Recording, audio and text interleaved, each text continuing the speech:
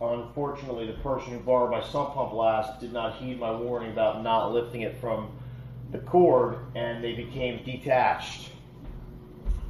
So at this point, I actually had to get a little bit more creative in fixing it. So it's a pretty simple procedure as far as taking it off. There's 4 nuts. I use a nut runner and a impact, and they just zip right out. That quick, that easy. Then you're done. Now at this point we can take off the top, and inside the sump pump, I'm just gonna bring us over here. As you can see, there's oil in there, and we want to make sure that the oil does not spill, because it needs to be in there for the purpose of keeping the motor from overheating. That's a special kind of oil. I believe it's called or pronounced dielectric. I can't swear to it, but I'm pretty sure that's what it is, dielectric oil. Any other type of oil, from my understanding, and again, I know nothing about what I'm doing, from my understanding, will short the motor out pretty much instantly, which makes sense. So as I said, I took the top off. I have the oil in there. I had to rewire it using just some butt connectors. It's fun to say, butt connectors. So I enjoy using them. And I connected the 3 wires are all contained inside this sleeve that I made over them to keep them dry and again keep it from shorting out the motor by having a fluid touch the wires. Now again, not knowing what I'm doing, I don't know if dielectric oil would short the wires out when it touched it or not. I'm going to guess no. The breaker trips, I'll say I was wrong.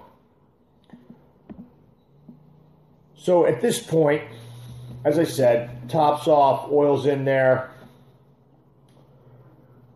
Connected the 3 wires with the butt connectors. Taped it up as well as I could. And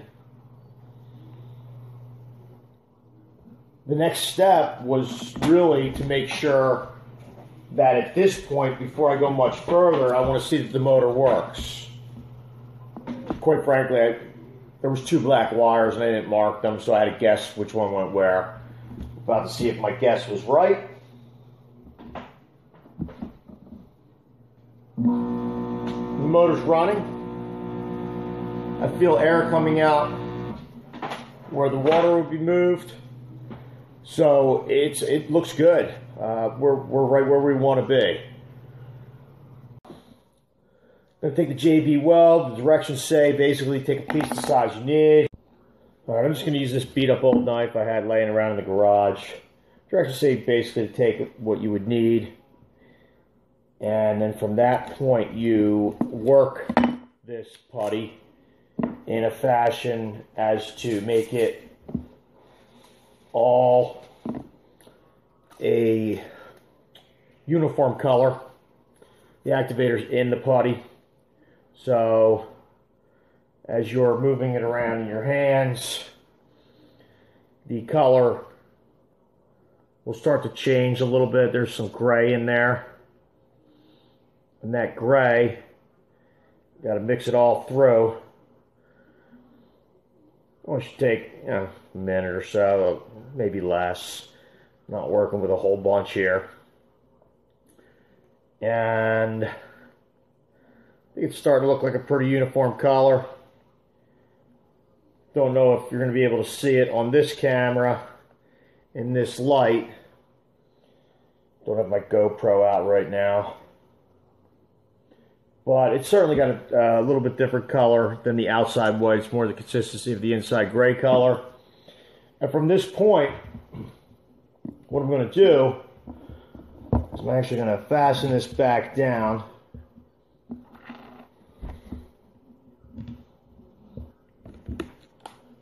With the nut runner, the impact, and I'm going to start putting this in to the hole in question that I would like waterproofed. Kind of work it in there, shove it around. Definitely going to need some more to have the result I desire. So I'm going to work that in, work it in. You can see at this point I'm going to move the camera and be able to see that the hole's not quite as filled as I would like it.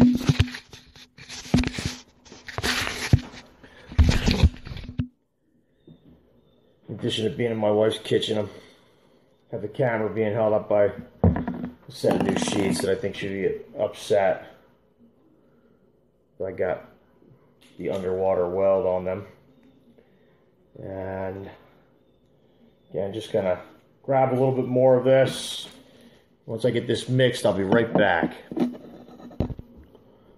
have the remainder of the underwater weld ready to use. So I'm just going to continue to pack it in there best I can.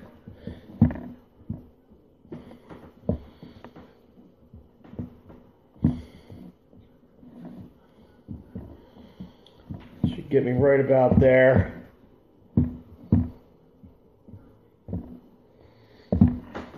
Force it in. It's all done. I'll take a look at it from underneath. The way my holes are under here, I don't believe I should have any issue with it going through into the motor area. I want that to stay kind of in the middle there. So what I'm going to do is I'm going to take this wire, bring it up, get it nice and in the middle where I want it. And I'm going to set these needle nose vice grips very loose because I don't want to damage the wire when I put them in, when I attach the wire to the tool here. Now, this dries pretty quick. I'm going to go out and work on my back lawn, and it should be pretty much ready to go at the end of that. So I'm not going to worry too much about my wife yelling at me for leaving this in the kitchen. Again, it's only going to be here for a few minutes.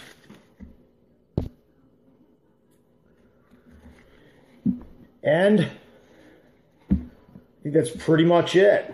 I'm going to put these other two screws down when I get back in.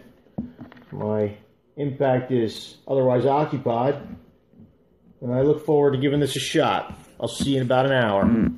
The conclusion of my 3-part video series on rewiring a sump pump.